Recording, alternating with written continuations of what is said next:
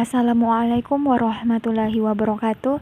Kami dari kelompok 1 beranggotakan 4 orang, terdiri dari Eli Suhana, NIM 1947240031, berperan sebagai guru. Nur Rahma dengan NIM 1947242018, berperan sebagai peserta didik. Selanjutnya ada Irma Yanti dengan NIM 1947240048, berperan sebagai peserta didik. Selanjutnya ada Andi Sri Rahayu dengan NIM 1947240026, berperan sebagai peserta didik. Nah, video kali ini kami akan membahas mengenai model pembelajaran. Nah, topik pembelajaran yang kami ambil yaitu PPKN tentang arti tolong-menolong. Dengan model pembelajaran yaitu CTL atau Contextual Teaching and Learning. Nah, model pembelajaran yang berorientasi pada mengaitkan antara materi yang diajarkan dengan situasi dunia nyata siswa dan menolong siswa membuat hubungan antara pengetahuan yang dimilikinya dengan penerapan dalam kehidupan sehari-hari. Mengapa kami memilih model pembelajaran ini? Karena dengan penerapan pembelajaran CTL ini, siswa bisa terdorong untuk mengetahui hakikat dari sebuah bahan pelajaran yang diterima, karena pelajaran yang diterima tidak jauh dari fakta yang ada di kehidupan mereka. Nah, yang kedua, tujuan model pembelajaran CTL adalah siswa akan aktif dalam pembelajaran karena dalam prosesnya pembelajaran ini tidak hanya untuk pasif, mengingat, mencatat, dan mendengar. 3. CTL mengharuskan guru untuk bisa menumbuhkan minat siswa dalam belajar. Yang keempat, pendekatan pembelajaran CTL memiliki tujuan agar siswa bisa berpikir kritis dan mandiri, sehingga ke depannya mereka bisa memfilter dan memilih segala pengetahuan yang masuk. Nah, kemudian yang kelima yaitu melibatkan siswa untuk mengkoneksikan pelajaran di sekolah dengan konteks di kehidupan nyata. Kemudian yang keenam yaitu siswa bisa lebih leluasa untuk menjelaskan segala data informasi yang rumit dan siswa juga bisa memahami sebuah informasi dengan baik. Nah, bagaimana sih langkah-langkah model pembelajaran CTL atau Contextual Teaching and Learning? Langkah yang pertama adalah dengan menyajikan gambar sesuai dengan kehidupan nyata. Contohnya, tolong-menolong, sehingga siswa dapat mengamati gambar tersebut. Nah, kemudian untuk langkah kedua, yaitu lakukan tanya jawab antara guru dan peserta didik sehingga siswa yang belum paham bisa bertanya kepada guru atau siswa lain yang sudah memahaminya. Kemudian, untuk langkah yang ketiga, yaitu guru bisa memberikan sebuah penjelasan mengenai pengertian, tujuan, dan contoh dalam kehidupan sehari-hari. 4. Guru bisa memberikan tugas menulis atau bercerita tentang pengalaman siswa masing-masing mengenai perbuatan tolong-menolong yang pernah mereka alami atau lakukan di kehidupan sehari-hari. Langkah yang terakhir atau langkah yang kelima yaitu peserta didik bisa langsung bercerita satu persatu, menceritakan secara langsung di depan teman-temannya. Oke, baik. Itu dia tadi. Untuk penerapannya, silakan disimak video berikut ini. Assalamualaikum warahmatullahi wabarakatuh, anak-anak. Waalaikumsalam warahmatullahi wabarakatuh, Bu. Bagaimana kabarnya hari ini? Alhamdulillah baik. Alhamdulillah, semuanya pada sehat ya. Nah, alhamdulillah pada pertemuan kali ini kita bisa melakukan pembelajaran lagi meskipun tidak secara langsung ya anak-anak. Sebelum pembelajaran dimulai, baiknya kita berdoa terlebih dahulu. Andi Sri Rahayu bisa pimpin doanya, nak? Ya. Sebelum kita belajar, mari kita bersama-sama untuk membaca doa. Berdoa dimulai. Bismillahirrahmanirrahim. Rabbi Rahman warzuqni rahman. Artinya, ya Allah, tambahkanlah ilmuku dan berikanlah aku pemahaman yang mudah. Amin.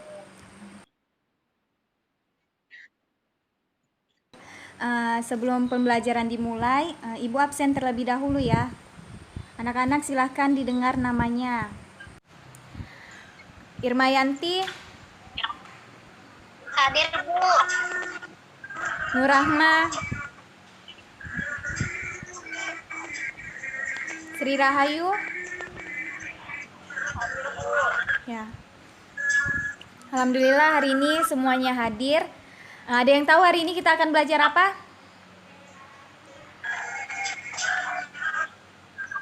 Ya, apa? Nurahma. Kenegaraan. Ya, jadi hari ini kita akan belajar pendidikan kewarganegaraan, yaitu materinya tentang arti tolong menolong. Nah, di sini ada yang tahu apa itu arti tolong menolong? Hai Bu. Ya, Nurahma. Apa? Saling membantu dengan sesama Bu. Ya, Irmayanti. Saling menolong antara sesama, Bu. Ya, betul. Sri Rahayu. Tolong menolong adalah sikap saling membantu tanpa mengharap bantuan atau meringankan beban orang lain. Ya. Nah, jadi jawabannya betul semua ya. Nah, jadi Ibu mempunyai gambar. Nah, silakan anak-anak bisa amati gambar tersebut. Oke. Sudah? Bu. Ya, jadi setelah kalian mengamati gambar tersebut, apa yang bisa kalian simpulkan? Saya, Bu. Ya, Irmayanti.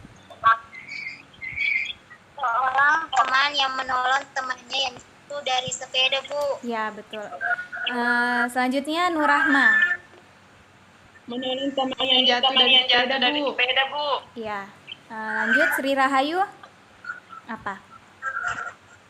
Menolong teman saat jatuh dari sepeda, Bu. Ya. Ya. Jadi semua jawabannya benar ya. Nah, jadi pada gambar tersebut ada seorang anak yang menolong temannya saat terjatuh dari sepeda. Nah, apa sih arti tolong menolong itu? Tolong menolong adalah sikap saling membantu untuk meringankan apa? Meringankan meringankan beban atau penderitaan maupun kesulitan orang lain dengan melakukan sesuatu secara apa? Secara ikhlas. Ya, secara ikhlas tanpa mengharapkan apa? Mengharapkan Imbal. ya, mengharapkan imbalan. Nah, Ibu mau tanya, pertolongan itu bisa dalam bentuk apa? Ada yang tahu? Saya, Bu. Ya, Irmayanti. Dalam bentuk dana, Bu. Ya, bisa dalam bentuk dana. Sri Rahayu? Dalam bentuk tenaga. Ya, tenaga. Sekarang Nurahma. Dalam bentuk makanan Bu. Ya, makanan. Nah, jadi semua jawabannya benar ya. Jadi pertolongan itu bisa dalam bentuk dana, perkataan, tenaga, maupun makanan dan lain-lainnya. Nah, Ibu mau tanya. Jadi apa contoh dari sikap tolong menolong? Contohnya seperti di rumah. Sikap Saya, tolong Bu. menolong. Ya, Irmayanti. Membantu ibu yang cuci piring, Bu. Ya, membantu orang tua mencuci piring. Sri Rahayu. Membantu lalu membersihkan kendaraan, Bu, atau mencuci Iya. kendaraan, Bu. Ya, betul. Nurahma. Membantu ibu memasak. Iya, betul. Sekarang Ibu mau tanya lagi. Kalau contoh tolong menolong di sekolah, Saya, Bu. Ya, Nur Rahma. Meminjamkan teman, Bu. Ya, Irmayanti. Membawakan barang guru, Bu. Ya, selanjutnya Sri Rahayu. Itu membersihkan halaman, Bu. Ya. Sekarang contoh dari sikap tolong menolong di lingkungan masyarakat. Ada yang tahu? Saya, Bu. Ya, Irmayanti. Menolong yang sedang kesusahan. Ya, Nur Rahma. Menjenguk tetangga, Bu, yang sedang sakit. Ya, Sri Rahayu. Membantu yang sedang gotong royong atau membersihkan kampung, Bu. Ya. Nah, jadi itu semua tadi adalah sikap dari perbuatan tolong menolong. Nah, Ibu minta anak-anakku sekalian tuliskan pengalaman kalian dari sikap tolong menolong, maupun di rumah, di sekolah, ataupun di lingkungan masyarakat. Nanti setelah kalian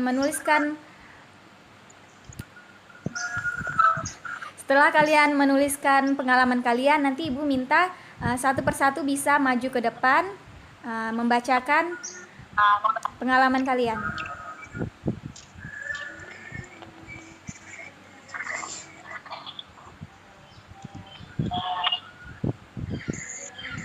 Yang sudah bisa angkat tangan ya.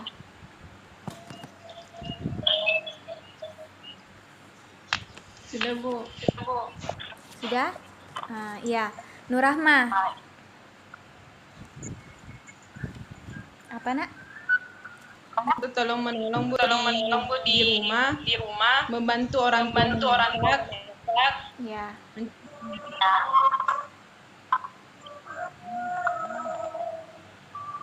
Iya, baik. Selanjutnya Irmayanti.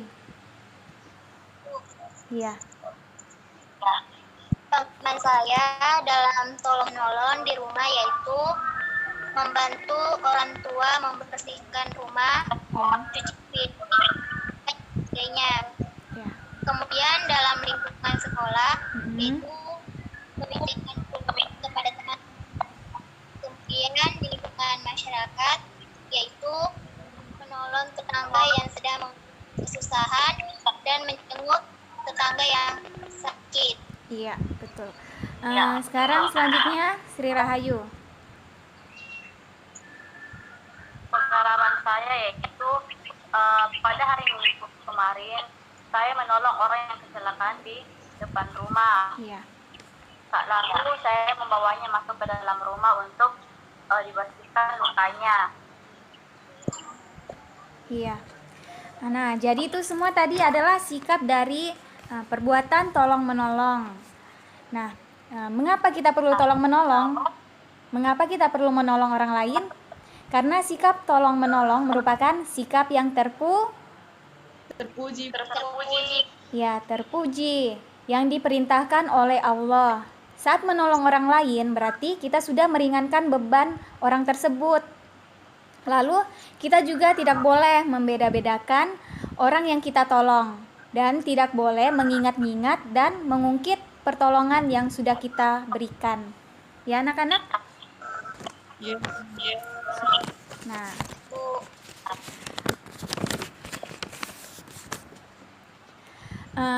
jadi manusia itu merupakan makhluk apa? Makhluk Sosial. Ya, makhluk sosial, yaitu makhluk yang tidak mampu hidup tanpa bantuan orang lain. Manusia juga perlu menolong orang lain. Nah, jadi Ibu harap anak-anak di rumah juga melakukan hal yang sama. Ya, anak-anak? Iya, Bu. Ya. Sampai sini ada yang mau bertanya atau kurang jelas dari materi kita hari ini?